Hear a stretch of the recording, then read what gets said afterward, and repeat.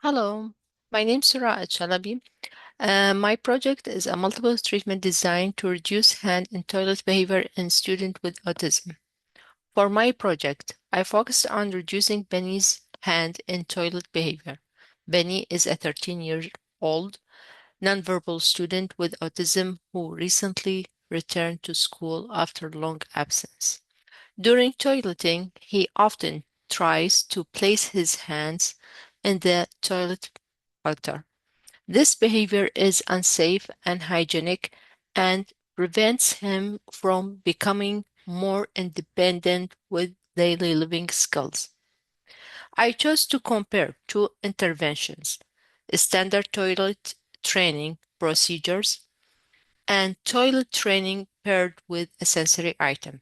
I used a multiple treatment design to see which approach would reduce the behavior more effectively.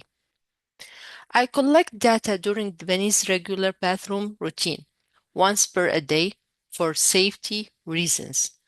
In baseline, we simply observed Benny's natural behavior without any changes.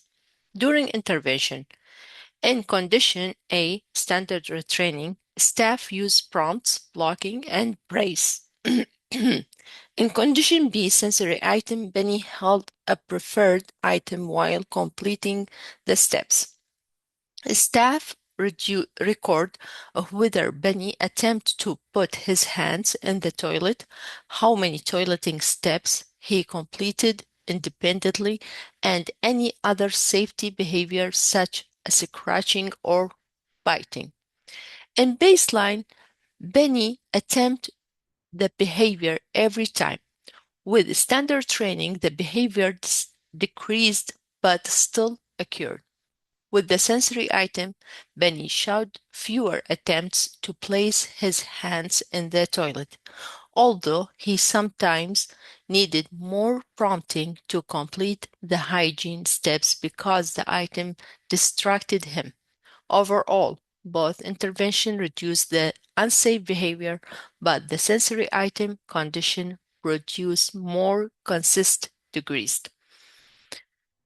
This project showed me that sensory maintained behavior may need a competing sensory item to reduce motivation for unsafe action. I learned that a sensory item can help reduce hand in toilet behavior by keeping the student's hands occupied. However, it may also interfere with completing some toileting steps. Staff therefore need to balance safety, independence, and engagement. This information can help future treatment plans by showing that adding a sensory item can be helpful, but it should be faded gradually so it does not replace functional hygiene steps. The data collection window was short. Benny missed several school days. Sometimes two or more staff were needed for safety. Only one student was included. The sensory item sometimes interfered with completing the routine. Future changes.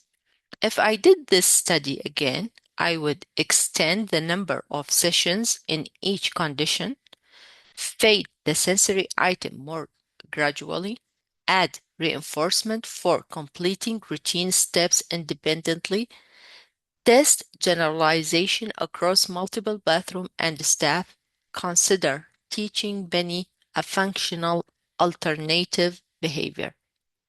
Overall, this project helped me understand how different toilet training methods affect sensory maintained behavior, and it taught me how important it is to tailor interventions to a student's individual needs.